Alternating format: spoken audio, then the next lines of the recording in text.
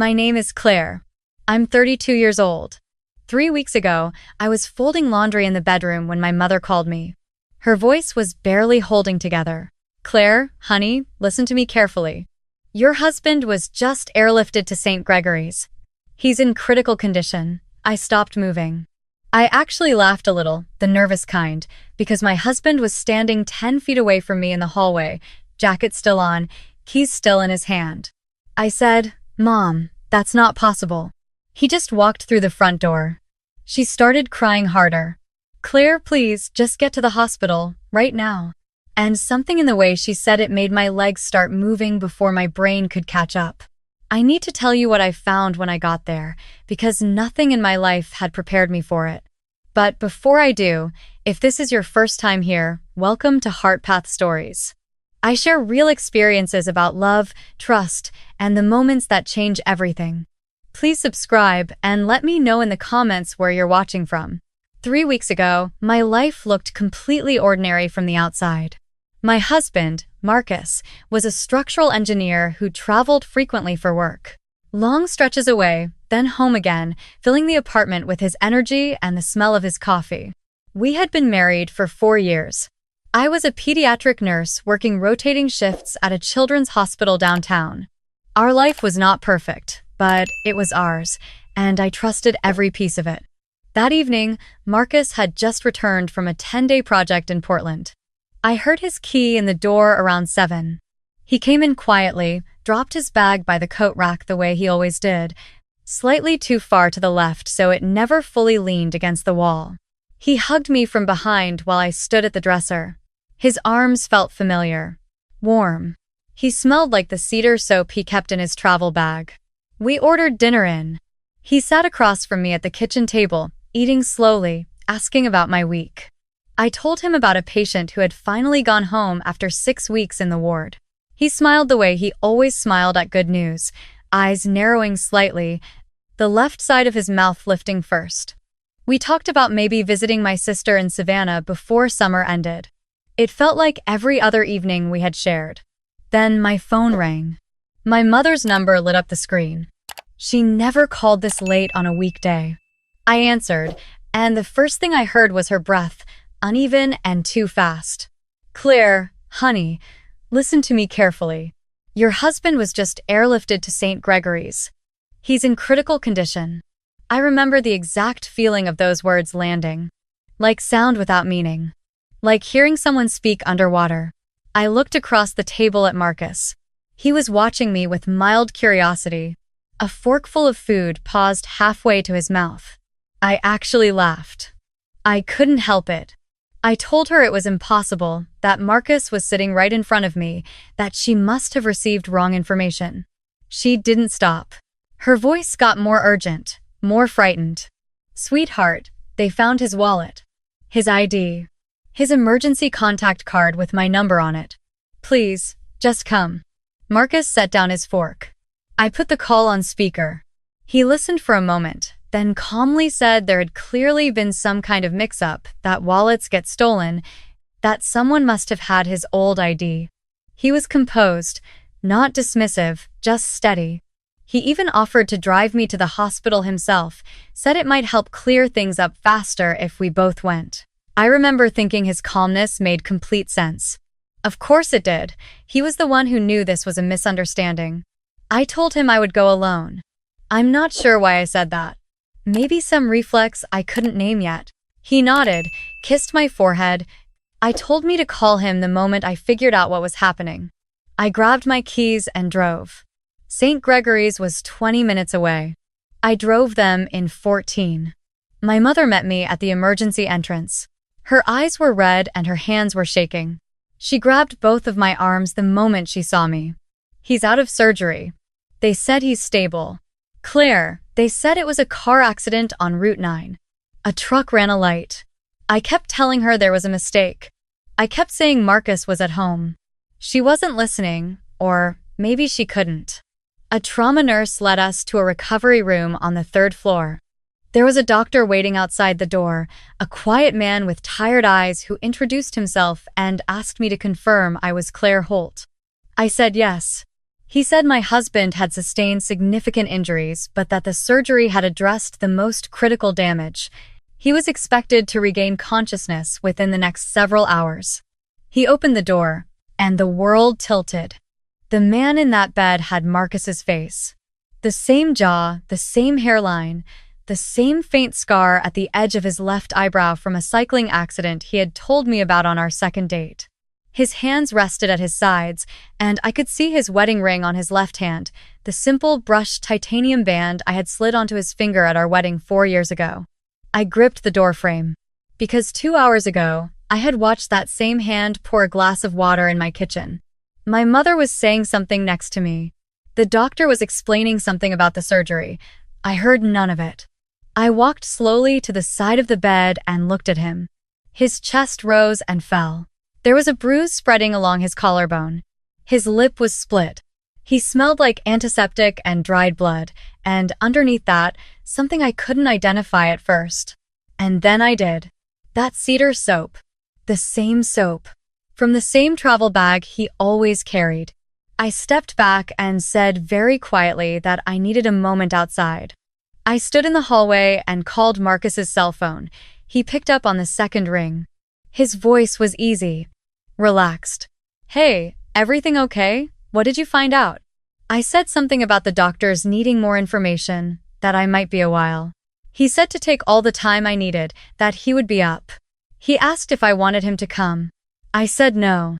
He said, "Okay, sweetheart, drive safe coming home." I hung up and stood very still in that fluorescent hallway for a long time. I went back into the room. I sat beside the bed. I looked at the man lying there, unconscious, breathing slowly, wearing my husband's face and my husband's ring. And I understood, in the way you understand something that your mind refuses to fully accept, that I did not know which one was real. I went home that night because I had no choice. I could not stay at the hospital without explaining why, and I could not explain why without knowing the answer myself. I walked through my own front door and saw Marcus on the couch watching television, and I smiled and said it had been a misunderstanding, that the man in the hospital had similar ID, that it was all being sorted out. He pulled me close and said he was sorry I had been scared. I sat next to him and felt completely hollow. I went to the bathroom, locked the door, and sat on the edge of the tub shaking. I was a nurse. I was trained to stay calm in impossible situations. But nothing in my training had covered this. 2 men. Same face. Same ring. One unconscious in a hospital bed from what might have been a deliberate collision. One in my living room making me tea and calling me sweetheart. And I had absolutely no idea which one I had married. The following days were some of the most disorienting of my life. I went to work. I came home. I had dinner with the man who called himself Marcus. I visited the hospital in secret, telling the man I lived with that I was covering extra shifts.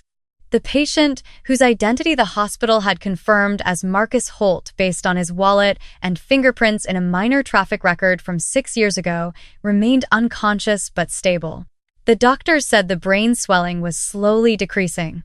They were cautiously optimistic. At home, things felt almost normal. The man there knew our routines. He knew where we kept the spare key for the mailroom. He knew that I took my coffee with oat milk and half a spoon of sugar. He knew that I couldn't sleep with the closet door open and always got up to close it. He knew the name of the patient I had mentioned who went home, and he asked about her recovery a few days later. He knew the kind of things that take years to accumulate. But there were moments. Small ones, easy to dismiss. Once, he reached for a mug on the wrong shelf, the shelf we had moved things off of 8 months ago when we reorganized the kitchen. He caught himself immediately, laughed it off, said he was still tired from Portland. Another time, I mentioned a friend of ours named Derek who had gotten engaged, and there was a half-second pause before he responded, just long enough to be strange, just short enough to explain away. I noticed that he had stopped using the cedar soap. I noticed that he held his fork slightly differently than I remembered. I told myself I was imagining things. I told myself grief and fear were making me see patterns that didn't exist, but every time I reached the edge of convincing myself, something else would surface. Then, 10 days after the accident, my mother called again. She asked me to come to the hospital alone. She said she had found something and she needed to show me in person. The way she said it was careful, deliberate, like someone choosing each word before placing it down. I told the man at home that Mom needed help with something practical, a form for her insurance. He didn't question it. My mother was waiting in the small family consultation room on the second floor, not outside the patient's room. She had her laptop open on the table and she looked like she had not slept in days. She locked the door behind me, which she had never done in her life. She said, "I need to show you something, and I need you to stay calm while I do." She turned the laptop toward me. On the screen was a medical record she had obtained through a contact she refused to explain, someone she had reached through the hospital's patient advocacy network who had flagged an irregularity. The record was from a private cosmetic and reconstructive surgery clinic in Scottsdale, Arizona. It documented a series of procedures performed over 14 months on a patient listed under a different name. But the attached photographs in the file, before and after, told the story clearly without any name required. The before photograph showed a man I recognized immediately, not because I knew him well, but because I had met him. His name was Nathan. He was Marcus's younger half-brother from their father's first marriage. They had grown up separately, reconnected as adults, but had never been close. I had met him twice, once at a birthday dinner for Marcus's father, once briefly at a work event Marcus had brought me to.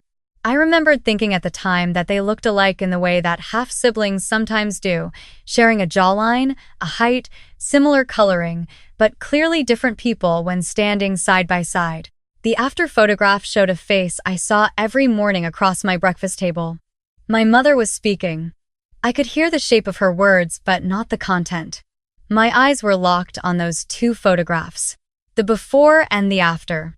The progression documented across 14 months of surgical procedures: rhinoplasty, jaw contouring, hairline correction, scar replication. The notes in the file described the goal as comprehensive facial harmonization to match a provided reference subject. The reference photographs attached to the file were photographs of Marcus. Nathan had spent over a year having his face surgically altered to look exactly like his brother. I felt the room go very small. My mother put her hand over mine. She said, "There's more." She pulled up another document. Financial records connected to Nathan's accounts showed transfers that aligned with timing around Marcus's travel schedule. There were also emails, recovered through channels she still wouldn't fully explain, between Nathan and someone at a logistics company that managed freight routing along Route 9. The same route where the truck had run a red light and hit Marcus's car. The accident was not an accident. Nathan had known Marcus's route. He had known the timing. He had spent more than a year preparing to take his brother's place, and he had arranged for his brother to be removed from the picture on the exact night he chose to step into it. I asked my mother how long she had known. She said she had suspected something was wrong within the first week. She said that the man who had come to her house for Sunday dinner 2 days after the accident had been kind and attentive and had said all the right things. But he had called her by the wrong name once, caught it, corrected it. She had let it go in the moment, told herself she had misheard. Then she started paying attention. She had noticed that he did not remember a specific conversation she and Marcus had shared at Christmas, one where they had talked for almost an hour about her late husband, Marcus's stepfather, and a fishing trip they had taken together when Marcus was 12. It was a conversation Marcus had referenced multiple times afterward. When she mentioned it obliquely to Nathan, testing him, he had smiled and nodded in a general way that made clear he had no memory of it at all. She had not confronted him. She had done exactly what I had done. She had kept her face still and started building a file. I cried in that consultation room for a long time. Not loudly. The kind of crying that happens mostly behind the eyes. I cried because my husband was in a bed down the hall and I hadn't fully let myself believe he was real until that moment. I cried because I had been sleeping in my own home next to someone I didn't know, and I had made him dinner and laughed at his jokes and let him hold my hand. I cried because I felt responsible in a way I knew was irrational but could not shake. Then I stopped. Because I was a nurse, and I knew what it meant to set feeling aside in order to do what needed to be done next. My mother and I sat in that room for 2 hours and we made a plan. I could not go to the police yet. The financial records were not obtained through official channels, and the emails existed in a legal gray area. If Nathan was arrested prematurely and the evidence was challenged, everything could unravel. I needed to give law enforcement something they could not dismiss.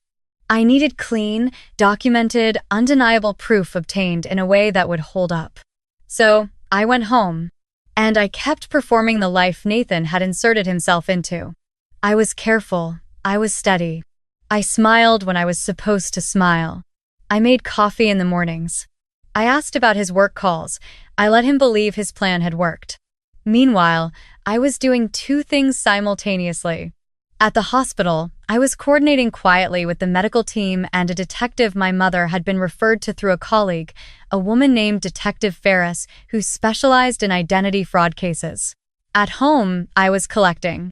I documented the small inconsistencies in a notes app with a password Nathan didn't know. I created reasons for him to reference specific memories and recorded his responses.